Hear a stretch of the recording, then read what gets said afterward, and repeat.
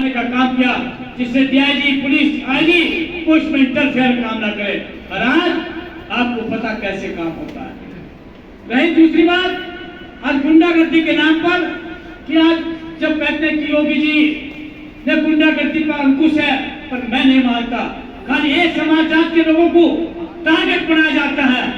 और जब आदरणीय बहन कुमारी मांझी का शासन आया, 1,60,000 गुंडों को जेल में भर्ती करने का काम किया, ऐसा शासन होता है।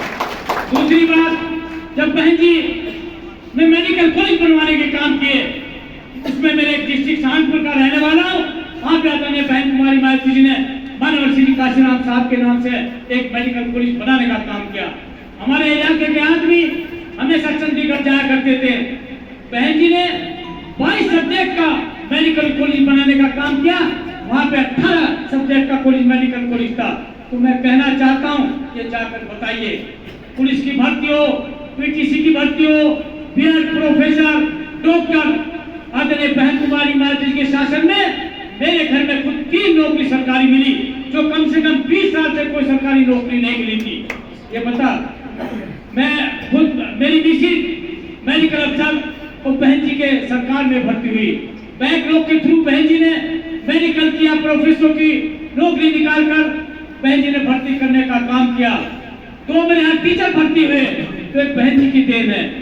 जाइए बताइए, अरे एक काम तो आदरणीय बहन कुमारी मांझी जी ने ऐसा ऐतिहासिक किया कि किसी भी प्रदेश के अंदर अगर आप जाकर देखेंगे, कहीं सफाई कर्मचारी नहीं है। आपके नगर निगम में हो सकते हैं, नगर पालिका में हो सकते हैं, एनसीडी में हो सकते हैं, पर आदरणीय बहन कुमारी मांझी 1.25 लाख के करीब सफाई कर्मचारी, जो मेरे समाज के लोग और दूसरे समाज के लोग, कम पढ़े लिखे लोग थे, उनको नौकरी देने का काम किया। जो गली गलोचों में हमेशा गांव में झगड़ा आया करता था, कम से कम वहां जो झगड़ा भी नहीं होता।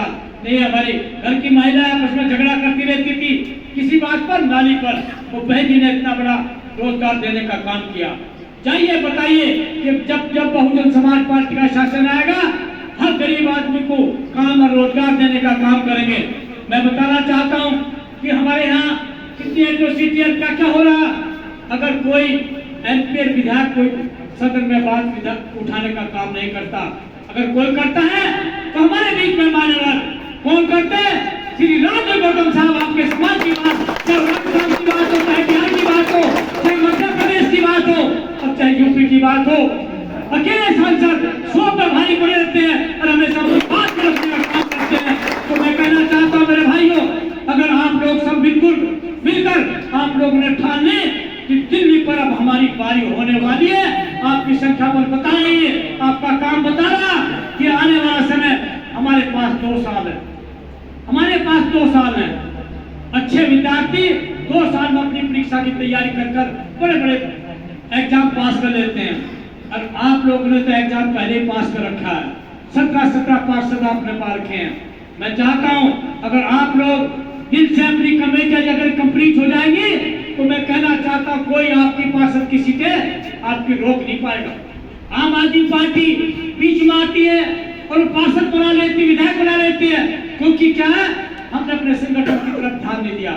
आज संगठन मेरा आदमी, मुझे लगता है आज संगठन की ताकत से हम लोगों को मजबूती मिली, और आने वाला समय बहुजन समाज पार्टी का होगा। आप लोग काफी समय से बैठे, बात तो बहुत सारी रहेंगी बाबा साहब के, मानवर साहब के बारे में। सब लोग, दिल्ली के लोग बुद्धिजीवी हैं, सब जानते हैं, क्योंकि समय कम है। आप लोग काफी देर से बैठे, और धन्यवाद देना चाहता हूँ मैं एमपी साहब का भी कि हम प्रोग्राम हमेशा अपने फ्लोर वार्ड में करते थे। पहला प्रोग्राम आपने कॉन्स्टिट्यूशनल हॉल में यही किया।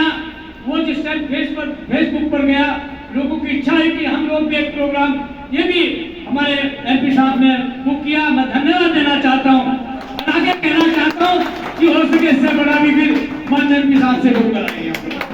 तो मैं धन्यवाद देना चाहता हूँ, आप उतना बढ़ा कर रखें हमारा, और संगठन अगली जो दीक्षा हो कृपा करके उसमें बटे ना चले, 20 के 20 चले, 18, 28 जो बटे चले ना, 18 बूथ हैं और 16 बन गए, 14 बन गए। तो मैं आशा करता हूं और अपने एमपी साहब से भी वादा करते हैं, अध्यक्ष साहब और मैं और मेरी पूरी टीम, कि अगली बार आपको पूरे पट्टे में काम नहीं मिलेगा, पूरा पूरा मिलेगा। जय हिंद।